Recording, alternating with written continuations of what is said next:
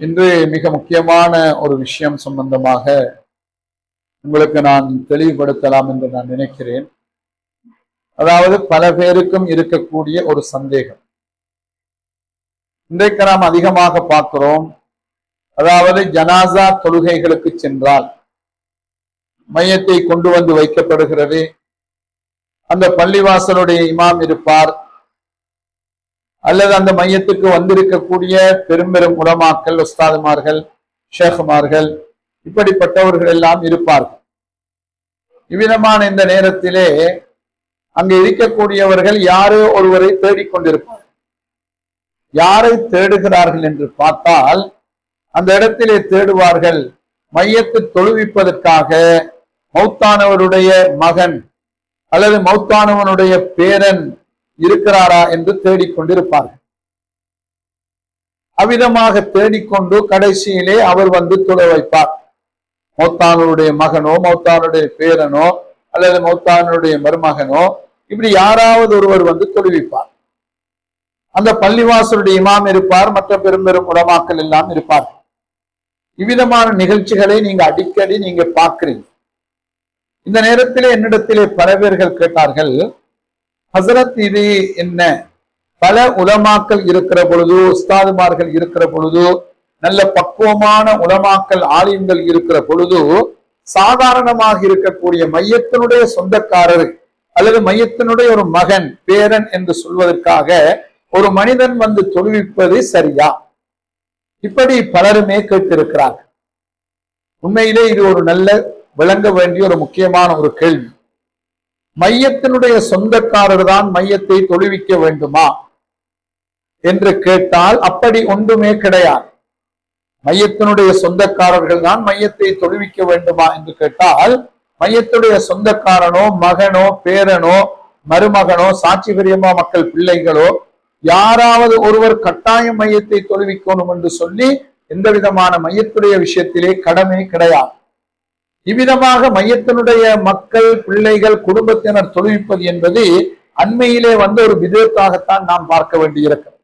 அண்மை காலத்திலே வந்த ஒரு பிழையான வழிகாட்டுதல். இது சம்பந்தமாக உலமாக்கள் பேசுவதும் இல்லை, அல்லது மக்கள் கேட்பதும் இல்லை. அருமையான சகோதர பெருமக்களே, இமாமத்து செய்ய வேண்டியவர்கள் யார்?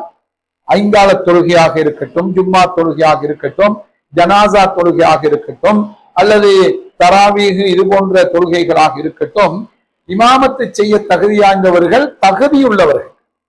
மிக முக்கியமாக அதாவது நல்ல முறையிலே தஜ்வீது சட்டப்படி ஓத தெரிந்தவர்கள், மார்க்க சட்டத்திட்டங்களை அறிந்தவர்கள், நல்ல பேணுதல் உள்ளவர்கள், ஃபிக்ஹுனுடைய மார்க்க விஷயங்களை அறிந்தவர்கள், இவர்கள் தான் இமாமத்து செய்ய வேண்டும். 2 பேர்கள் இருக்கிறார்கள் நல்ல திறமையானால் என்றாலும் அதில் தலை சிறந்தவரைத்தான் இமாமத்துக்கு அனுப்ப வேண்டும் என்பது எங்களுடைய இமாம்கள், மார்க்க அறிஞர்களுடைய தீர்ப்பு. இவ்விதமாக இருக்கிற நேரத்திலே ஜனாசா தொழுகைக்கு மட்டும் அந்த மையத்தினுடைய சகோதரரோ, பிள்ளைகளோ, பேரனோ தொழுவிப்பது என்பது மார்க்கத்தில் இல்லாத ஒன்று. அது ஒரு பக்கம் இருக்கிறது. இப்போது நாம் கேட்க வேண்டி இருக்கிறது, இந்த ஜனாசாவை தொழுவிக்க வருகிற அந்த மனிதனுக்கு, மகனோ யாராக இருந்தால் அவருக்கு மார்க்கம் தெரியுமா? ஆலிமா இருந்தால் பரவாயில்லை, நல்ல பக்குவமான மனிதனாக இருந்தால் பரவாயில்லை, ஒன்றுமே இல்லாமல் சாதாரணமா சின்ன பொடியன்மார்கள் அல்லது நடுத்தர வயதிலே இருக்கக்கூடியவர், அவர் உடுத்தி இருக்கிற உடுப்பை பார்த்தாலே அசிங்கமாக இருக்கிறது, இப்படியான ஒரு சூரத்தில் உள்ளவர் வந்து தொழுவிக்கிறார். இந்த நேரத்திலே நமக்கு கேள்வி எழுப்ப முடியும், ஒழுங்கான முறையிலே அவர் ஒது எடுத்திருப்பாரா?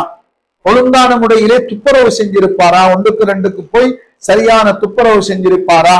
அல்லது மையத்து விழுந்து அந்த மையத்தினுடைய வேலையிலே ஈடுபட்டு கொண்டிருந்த அவர் அன்றைய நாளில் குளித்து தன்னுடைய ஆடை உடுப்புகள் துப்புரவாக இருந்திருக்குமா? இப்படியான ஒரு சந்தேகமான ஒரு நிலைமையிலே அவர் தொழுவிக்க அனுப்புவது என்பது சமுதாயம், குறிப்பாக முக்கியமாக இந்த விஷயம் தவிர்க்கப்பட வேண்டும்.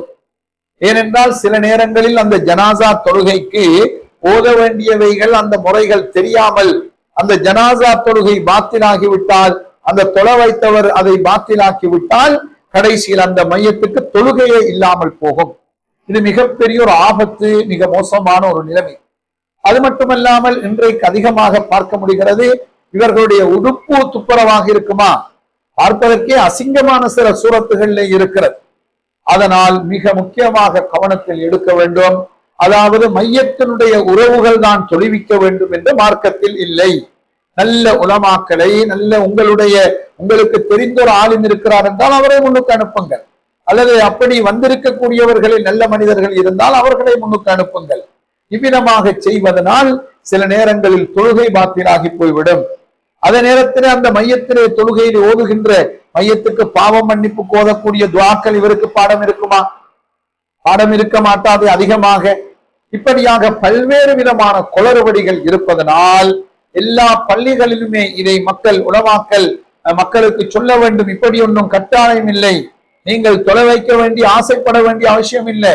உங்களுக்கு துவா செய்வதுதான் முக்கியம். குடும்பத்தாருக்கு இருக்கிற பொறுப்பும் துவா செய்வது. பிள்ளைகள் துவா கேட்க வேண்டும், சதகாக்களை கொடுக்க வேண்டும், உங்களுடைய சாப்பாடுகளை கொடுக்க வேண்டும், ஏழை எளிய மக்களை கவனிக்க வேண்டும், எனது வாப்பாவின் பேரில் உம்மாவின் பேரில் என்று சொல்லி நீங்கள் செய்ய முடியும். தொலை வைப்பதற்கு முன்னுக்கு போக வேண்டிய அவசியம் இல்லை. ஏனென்றால் தொழுகை பாத்தினாகிவிட்டால் உங்களுடைய அந்த மையத்துக்கும் தொழுகை இல்லை, பின்னால் இருப்பவர்களுடைய தொழுகையும் இல்லை. எல்லா பாவங்களையும் இந்த மனிதன் சுமந்து கொள்ள வேண்டி வரும். அதனால் மிக முக்கியமாக இந்த விஷயத்தை கவனத்தில் எடுத்து இதை மக்கள் மாற்றிக்கொள்ள வேண்டும். இது புதிதாக ஏற்பட்ட ஒரு கலாச்சாரம், பிதஅத் என்பதை நீங்கள் ஒவ்வொருவருமே புரிந்து கொள்ள வேண்டும். எல்லாம் வல்ல இறைவன் அருள் புரிவானாக. அஸ்ஸலாமு அலைக்கும் வரஹ்மத்துல்லாஹி வபரகாத்துஹு.